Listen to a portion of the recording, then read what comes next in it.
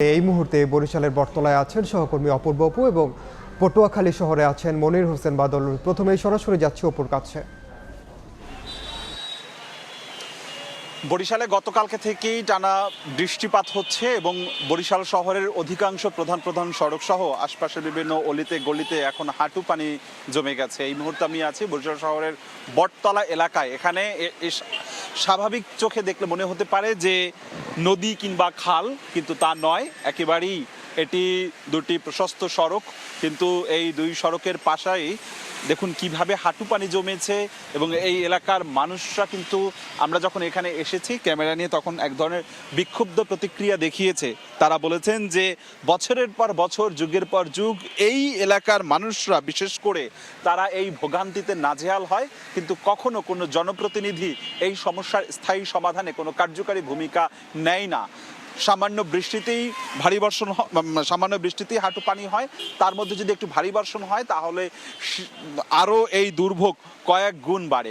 স্থানীয় আবহাওয়া অফিসে জানিয়েছে আজকে সকাল 9টা পর্যন্ত গত 24 ঘন্টায় 178.8 মিলিমিটার বৃষ্টিপাত রেকর্ড করা হয়েছে এবং এটি আগামীকাল সোমবার অবধি পর্যন্ত বৃষ্টিপাত অব্যাহত থাকবে। তবে সেই সাথে সাথে কিন্তু আসলে আগামী পরশু দিনকে পূর্ণিমা রয়েছে। পূর্ণিমার জো থাকার কারণে এই যে নদীতে যে পানি বেড়েছে বা এই যে শহরের যে পানি, সেটি আসলে আরও বাড়বে বলে বা এইরকমটা স্থিতিশীল অবস্থা থাকবে বলে ধারণা করা হচ্ছে।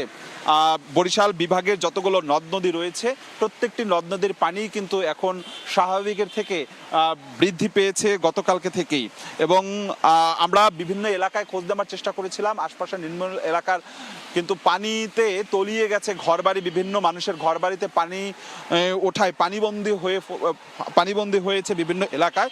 এবং এর বাইরেও আমরা জানি যে বিভিন্ন এলাকায় কিন্তু আসলে বিদ্যুৎ বিচ্ছিন্ন রয়েছে। বিদ্যুৎ না থাকার ফলেও কিন্তু আসলে ভোগান্তি পোহাতে হচ্ছে। এবং এই যে জলাবদ্ধতা যেটি তৈরি হয়েছে, শুধু এই এলাকায়, বটতলা এলাকায় নয়, আশপাশে বিভিন্ন এলাকা, বগুড়া রোড, কালীবাড়ি রোড, মুন্সি গ্যারেজ, সীতাখোলা সহ বিভিন্ন এলাকাতেই এইরকম জলাবদ্ধতা তৈরি হয়েছে।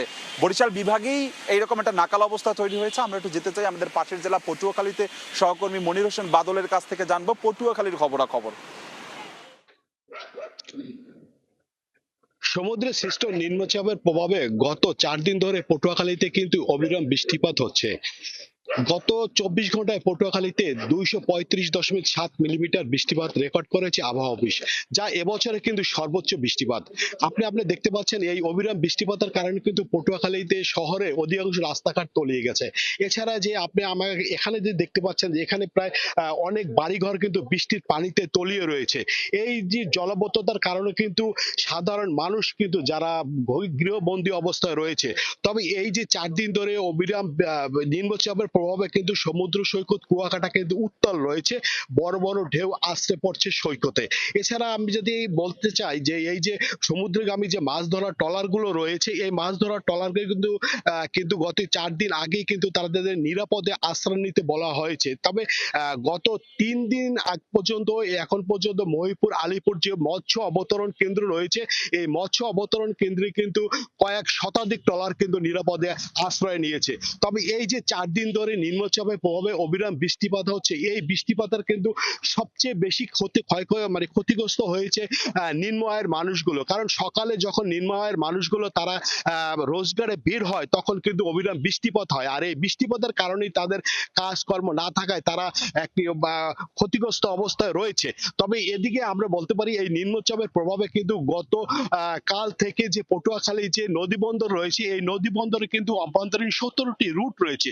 এই রুটে কিন্তু 65 ফুটের নিচে সকল লঞ্চ চলাচল বন্ধ ঘোষণা করেছে নদী বন্দর কর্তৃপক্ষ। এছাড়া যে পটুয়াখালী ঢাকাগামী যে বড় লঞ্চগুলো রয়েছে, এই লঞ্চগুলো কিন্তু চলাচল স্বাভাবিক রয়েছে। এছাড়া আমরা বলতে পারি যে পটুয়াখালী পৌরসভার যে আপনি এখানে দেখতে পাচ্ছেন যে এখানে কিন্তু বৃষ্টিপাতের কারণে কিন্তু এখনই কিন্তু ঘরের ভিতরে কিন্তু পানি অবস্থায় রয়েছে, অনেকে পানিবন্দী অবস্থায় রয়েছে। পটুয়াখালী আমি এখানে দাঁড়িয়ে আছি, এখানে 50টি পরিবার কিন্তু এখনো পানিবন্দী অবস্থায় রয়েছে।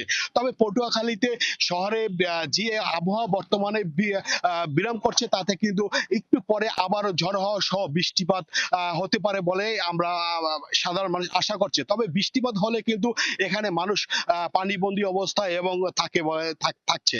এই ছিল পটুয়াখালী থেকে আমার কাছে নিম্নচাপের বৃষ্টিপাতের সর্বশেষ খবর।